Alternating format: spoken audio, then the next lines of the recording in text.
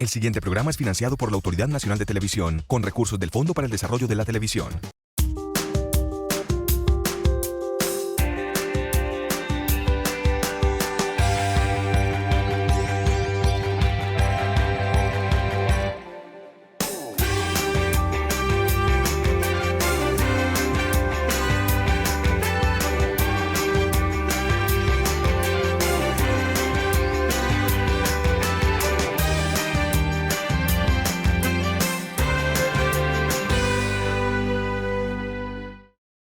Hijo de un padre comerciante quien trabajaba por causas sociales y su madre, una mujer que se dedicó a sus 10 hijos. Nuestro personaje nació en Valparaíso y luego se trasladó con sus padres y hermanos a Medellín, donde terminó sus estudios. Sus carreras, filosofía y letras y comunicación social periodismo. Un hombre con un gran espíritu cívico y defensor del pensamiento, actualmente director de docencia de la Universidad EAFID. Habla la experiencia de Gabriel Jaime Arango Velázquez. Gracias por estar con nosotros en el programa. Gracias a ustedes. Por aceptar la invitación. Vamos a conversar media hora de muchos temas, Gabriel Jaime. Pero para iniciar, usted nació en Valparaíso, suroeste de Antioquia. Sí, señora, tierra cafetera. Tierra cafetera además, y hermosos paisajes. Sí, la topografía y la geografía del suroeste antioqueño es un privilegio. En los recorridos que he tenido oportunidad de hacer por el mundo, siempre pienso, no por haber nacido allá, sino porque es verdad, es un lugar espectacular. Tuve la fortuna de conocerlo y es un municipio muy hermoso. Usted es de una familia muy numerosa además, fueron 10 hijos, usted es el quinto. Exactamente, 8 hombres y 2 mujeres. A mí me tocó ser el de la mitad.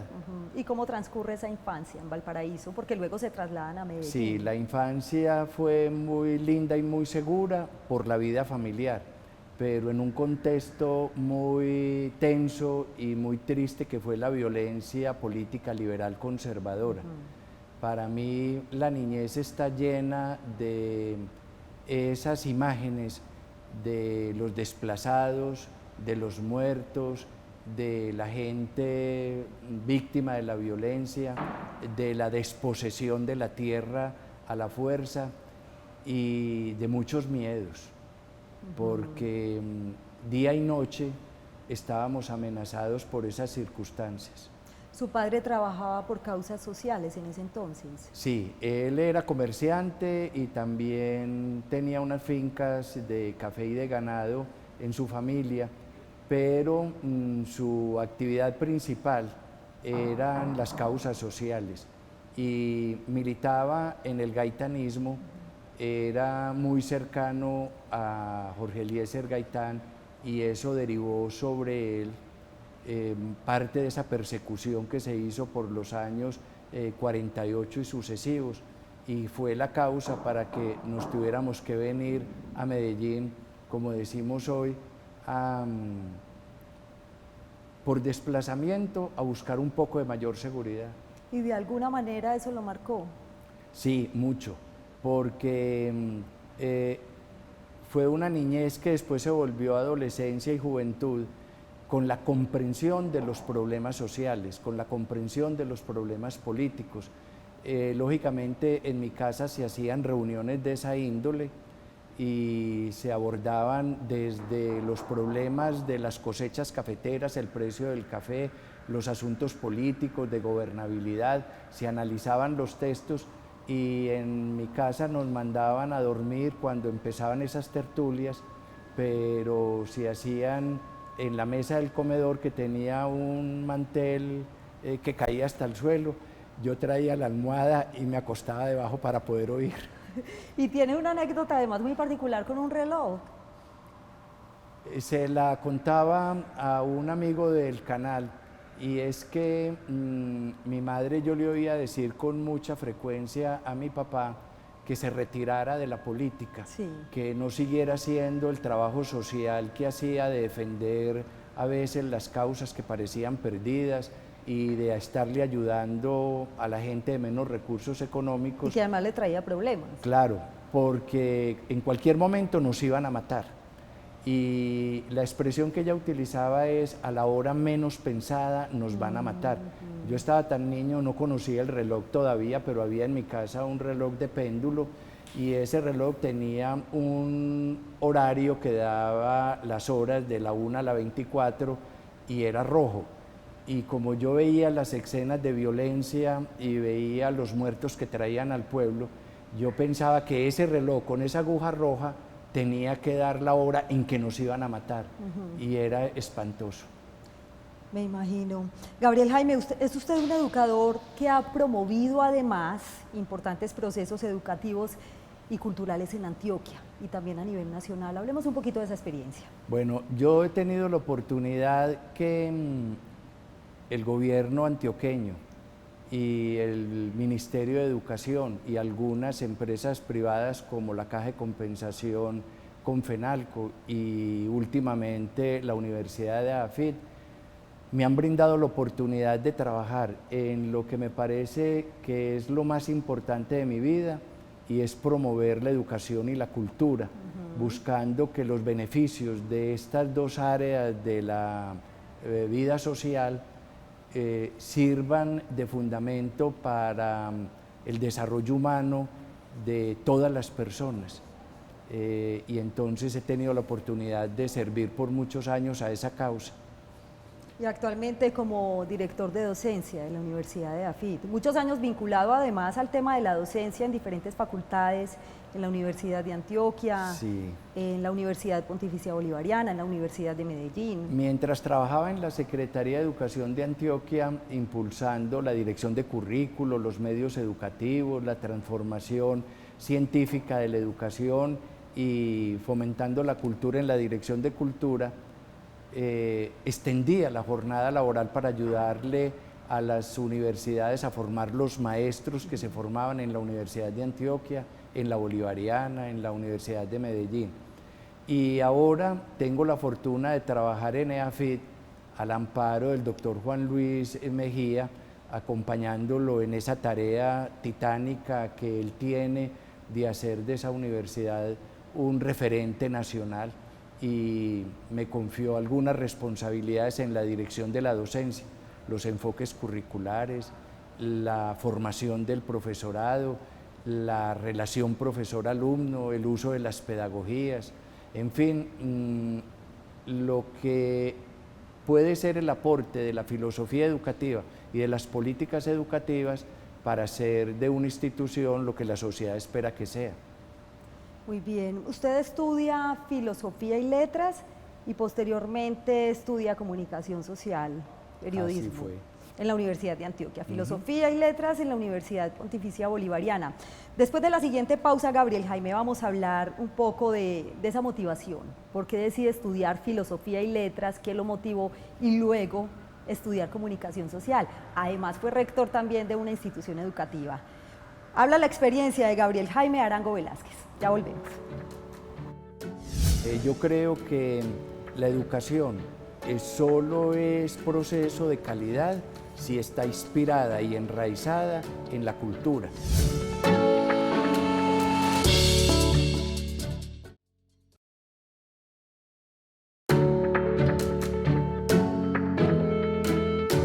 Fue una niñez que después se volvió adolescencia y juventud, con la comprensión de los problemas sociales, con la comprensión de los problemas políticos.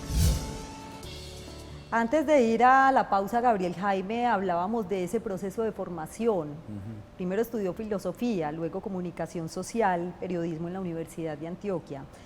En su proceso de formación hubo un momento en el que las actividades académicas en su niñez le dieron la pauta también para convertirse en un lector asiduo. Podríamos decir entonces que desde ese momento empieza a motivarse por hacer estas dos carreras, por estudiarlas. Exactamente. Después de unos primeros años de primaria en la Escuela de Varones de Valparaíso, entramos a estudiar en la Bolivariana. Terminé la primaria, seguí el bachillerato y cuando empecé a estudiar en lo que llamábamos el grado quinto bachillerato 10 hoy, empezaba filosofía. Y el profesor que tuvimos empezó a darnos las clases y a la tercera clase yo le pregunté cómo y a dónde se estudiaba eso, porque eso que él nos estaba enseñando era lo que yo estaba esperando descubrir en la vida para estudiar. Ahí logré definir qué era la filosofía y ya había encontrado también por un profesor, don Alfonso Cardona, el espíritu de la literatura, de la escritura, el cultivo del idioma, el valor social y humano que tiene el aprender a expresarse correctamente una persona. Y había tenido también un profesor de ciencias sociales que nos daba geografía e historia. Cuando yo veo hoy el cine, los documentales, para los años 60, este señor nos hacía ver en la imaginación la historia y la geografía del mundo y nos la enseñaba muy práctica. Total que yo definí mi vida por las humanidades y por las ciencias sociales. Cuando terminé el bachillerato, conversando con mi padre sobre qué iba a estudiar, le dije que me gustaban muchas cosas, la filosofía, la literatura, el arte, la antropología, cosas que yo le había oído conversar a él, y él me dijo, bueno, Gabriel, escoja. Pero mi abuelo materno, que estaba ahí, que era educador, pidió permiso para intervenir en la reunión, en la conversación, y dijo, yo pienso que Gabriel no tiene que escoger, sino ordenar, porque para estudiar va a tener toda la vida, y eso es lo que he hecho. Toda la vida, y ha hecho un gran aporte además, valiosísimo en las facultades de comunicación social, también de humanidades. Exactamente, de educación, que es con lo que más cercano he estado, Sí. y con el fomento a la cultura. Yo creo que la educación solo es proceso de calidad si está inspirada y enraizada en la cultura. Y la cultura tiene la posibilidad de ser una gran fuerza transformadora de la sociedad si logra inspirar los currículos educativos. Entonces el diálogo entre educación y cultura es como la intersección en la que yo me he ubicado para trabajar en las dos causas simultáneamente. Volvamos al escenario de estudiante de la Universidad Pontificia Bolivariana, porque hay una anécdota muy particular que me llama la atención. Usted fue nombrado representante estudiantil. Y todavía la cuento. y lideró una huelga, que casi, por esta huelga casi lo expulsan de la universidad. Sí, fue en los años... Usted dice que es la única huelga, además, históricamente hablando, que ha tenido la universidad. Claro, y fuimos todas las universidades de Medellín la única vez que hemos estado juntas luchando por la misma causa. ¿Y qué pasó? Era la oposición a la reforma educativa del presidente Carlos Lleras Restrepo, que se denominó el Plan Acton de Educación. Una empresa y unos consejeros norteamericanos recomendaron al país cerrar todas las facultades de ciencias humanas y de ciencias sociales.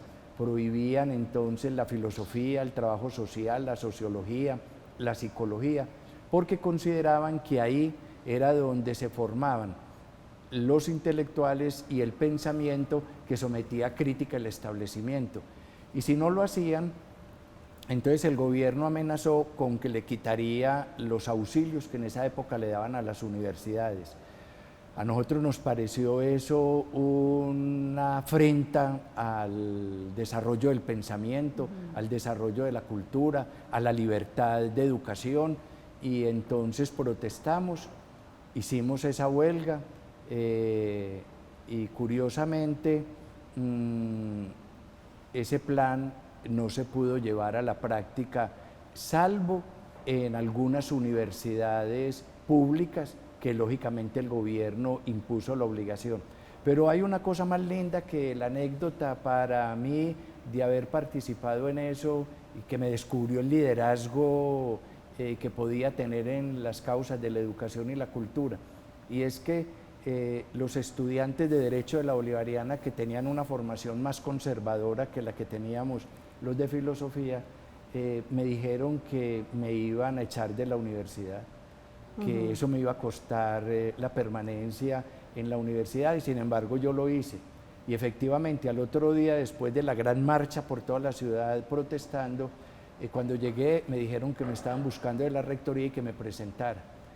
Me presenté ante Monseñor Henao Botero, que era pues una figura en la ciudad, en la universidad de los fundadores, Sí. una eminencia, y él me dijo, ¿usted sabe a qué lo llamé? Y le dije, pues no sé, Monseñor, pero supongo. Y me dijo, ¿usted qué opina de los compañeros que están en la Facultad de Educación exigiendo la expulsión suya por haber disque profanado la bandera de la bolivariana y el nombre de la universidad en una huelga? Y yo le dije, pues yo sé por qué lo estoy haciendo, lo que estoy haciendo, y estoy dispuesto a asumir. Ellos tienen derecho a expresarse, yo tengo derecho a hacer lo que escogí. Y me dijo, bueno, yo le voy a decir por qué lo llamé. Y le dije, bueno, pero dígamelo rápido, Monseñor, para yo saber de una vez. Y me dijo, no, lo llamé a felicitarlo y siga en esa actitud y en esa lucha, porque sin 60 millones de pesos que el gobierno nos da para esta universidad puede seguir siendo universidad. Y sin la Escuela de Filosofía y Letras y de Sociología, esta universidad no es la universidad que nosotros queremos tener para la ciudad de Medellín. Y siguió además liderando grandes procesos. Uno de ellos, la creación del Ministerio de Educación. También Sí. trabajó en la Secretaría de Educación de Antioquia. Pero antes de que hablemos del ministerio, yo quiero que hablemos un poquito de Teleantioquia, porque bueno, Teleantioquia está cumpliendo 30 años Exactamente. este año. Y usted fue de los gestores de esta idea de crear un canal regional de televisión pública, que además era el primero en Colombia. Pero lo hicieron junto al señor Carlos Bueno y Rodrigo Maya y otras personas. y otras que nos personas más, colaboraron, sí. estando en las aulas, en la universidad como estudiantes. Sí, exactamente. La génesis de Teleantioquia realmente está en la Universidad de Antioquia. Allá teníamos una cátedra que era una innovación, estaba muy recién inaugurada la cátedra de televisión. Olga Castaño era profesora, Samuel Arango de otro grupo, y teníamos que hacer el trabajo final de grado, y conversando entre los compañeros Carlos Bueno, Rodrigo Maya, se nos ocurrió elaborar un trabajo que fuera como un ensayo para proponer un canal de televisión. Estábamos fatigados de la televisión nacional. Yo decía en esa época que me daba la impresión que al salir de mi casa para la universidad me iba a pisar un bus de Bogotá, porque todas las noticias, toda la información, todo era centrado en Bogotá. Otra vez hice una crítica más dura y dije que cómo era posible que la televisión solamente fuera los acontecimientos y las alcantarillas de Bogotá, refiriéndome a las instituciones de alguna manera. Y hicimos el proyecto. Lo empezamos a considerar, pero yo trabajaba en la Secretaría de Educación en la Dirección de Medios Educativos, y allí manejaba la televisión educativa que se hacía en los colegios y la radio educativa. Y con el estudio en comunicaciones me fui dando cuenta que los medios de comunicación deberían llegar a los establecimientos. Y cuando pensamos en el canal, en un canal que fuera cultural, para poder sustituir el enfoque comercial y mercantilista de la televisión nacional o los enfoques políticos. Y que también tuviera un enfoque educativo. Exactamente, que fuera un canal educativo y cultural. Cuando estábamos en una conversación preparando el trabajo, curiosamente pasó por donde estábamos un profesor Ospina de ingeniería y nos dijo, permítanme, yo opino sobre lo que ustedes están hablando. Eso es factible y lo pueden hacer si quieren, porque la empresa departamental de servicios públicos está extendiendo la telefonía a los pueblos, y en la tecnología que van las ondas de teléfono pueden viajar también las ondas de televisión. Eso fue como un descubrimiento para nosotros que no teníamos información técnica. Él nos asesoró, fuimos, averiguamos. Se fundó por esa época también el periódico El Mundo. Un profesor nuestro que era el doctor Arismendi pasó a ser el director del periódico y nos dio la oportunidad de hacer un foro abierto para debatir la idea, y curiosamente recibimos un respaldo extraordinario. Eso nos permitió seguir, lo llevamos a la gobernación, el gobernador Alberto Vázquez nos puso una asesora jurídica a que nos diera soporte. Pasaron los años, llegó Belisario a la presidencia y el canal se hizo. Y hoy, 30 años ya Teleantioquia, gracias a esa idea que ustedes tuvieron en su momento desde las aulas de la Universidad de Antioquia. Mucha gente colaboró en eso y por supuesto, ayudamos de muchas maneras. Ese es el ejemplo de un pensamiento y de una realización colectiva. Y no solamente está el caso de Teleantioquia, también está el caso de la creación del Ministerio de Educación, donde tuvo mucho que ver también Gabriel Jaime Arango Velázquez, nuestro invitado de hoy en Habla la Experiencia. Después de la siguiente pausa vamos a hablar de todo este proceso de la creación del Ministerio de Educación. Ya volvemos. Mi compromiso con la educación y la cultura, y que ha sido el compromiso de vida, es para que todas las generaciones que podamos atender y que van llegando nuevas al sistema educativo sean personas que logren en la educación y con la cultura aprender a pensar, humanizarse.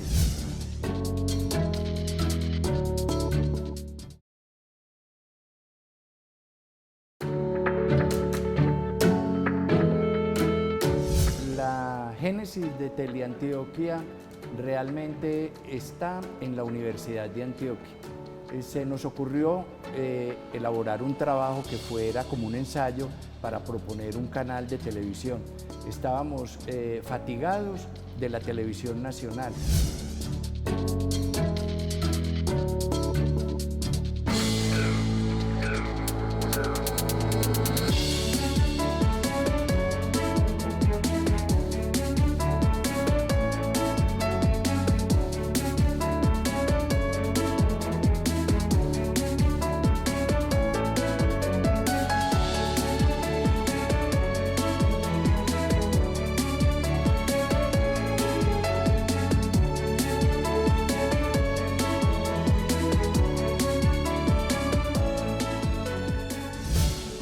No solamente está el aporte valioso de Gabriel Jaime Arango Velázquez en el tema de educación en las facultades, hablando de la Universidad de Antioquia, hoy por hoy en la Universidad de AFIT, En la también Secretaría de Educación de Antioquia, en la que fue un Secretaría de escenario Educación, extraordinario. y también en el proceso de creación del Ministerio de Educación.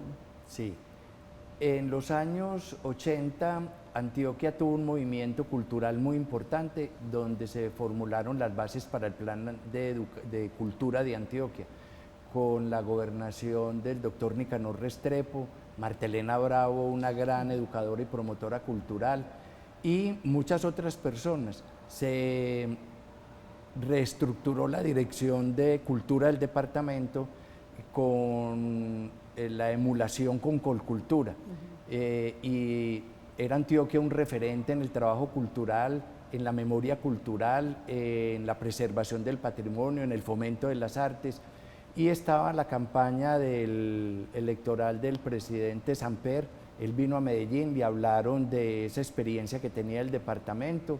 Me pidieron si podía estar en una reunión con él, le expliqué qué era el proyecto educativo y cultural que Antioquia hacía, y entonces él me dijo si podía permanecer en contacto con su señora para que le ayudara a idear una idea que él tenía en mente, y era crear un ministerio de cultura.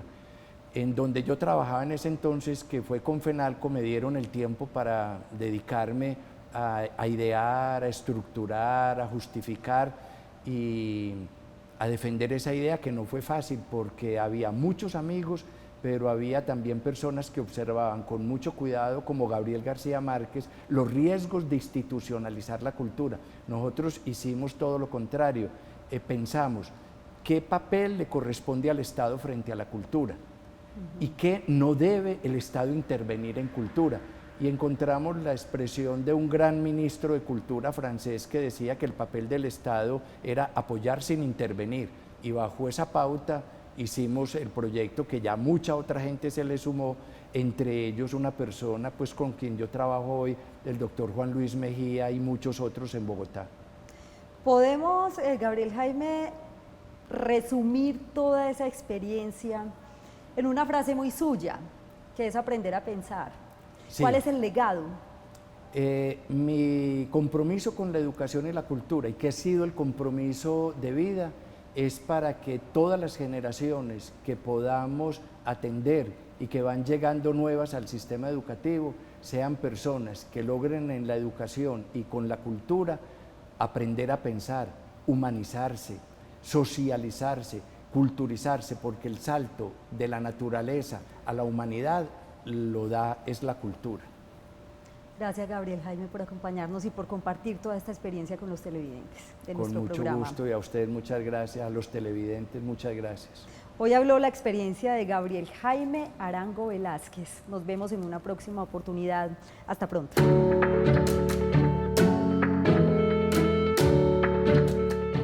El anterior programa fue financiado por la Autoridad Nacional de Televisión, con recursos del Fondo para el Desarrollo de la Televisión.